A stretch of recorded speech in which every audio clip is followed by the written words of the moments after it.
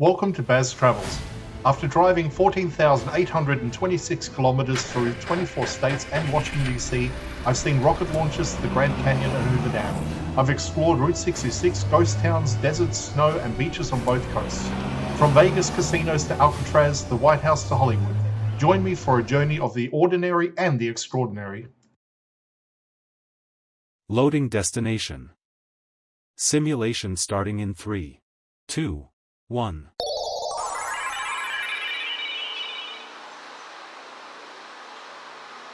To look around, move your phone or tablet.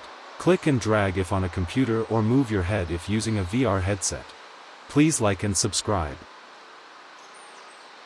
South 18th Street runs through a part of downtown where the city starts doing something unusual. Because instead of packing buildings tightly together like most urban grids, this area begins to open up and give space back. And that shift is intentional rather than accidental. Most downtown streets are designed to maximize use, which usually means filling every block with as much as possible. But this section breaks that pattern by creating distance between structures and allowing the ground itself to be part of the design, which immediately sets it apart from the surrounding grid.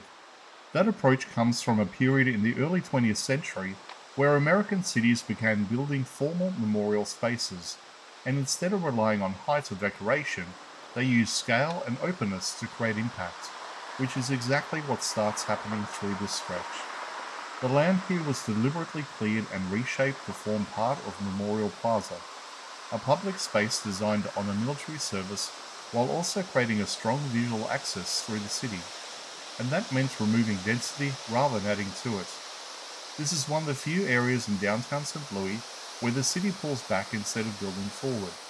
And that reversal is what gives it a different feel compared to typical commercial streets where everything competes for attention. That idea of clearing space instead of filling it was influenced by large European-style planning concepts, where cities like Paris used open, wide boulevards and plazas to create order, visibility, and control. And that same thinking shows up here in a more simplified form.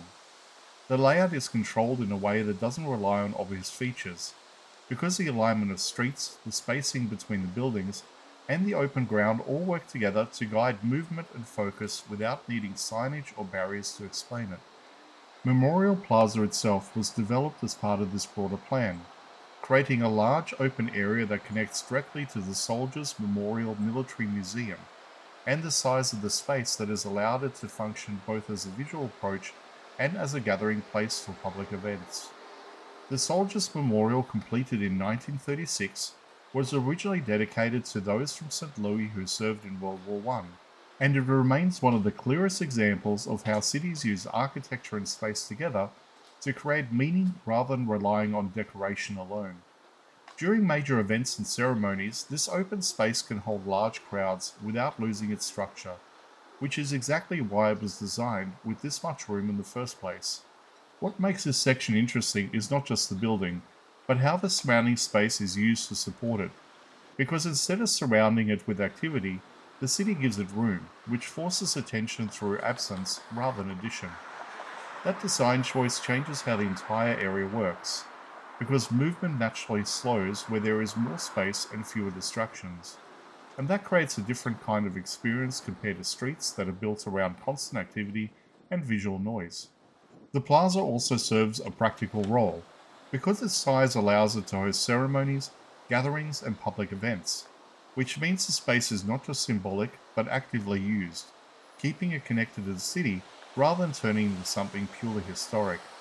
This combination of cleared space, controlled layout, and focused design shows how a city can shift character without changing location, simply by adjusting how much is built and how everything is arranged. Instead of adding more to stand out, this part of St. Louis removes just enough to create focus, and that decision is what makes it feel different from the rest of downtown.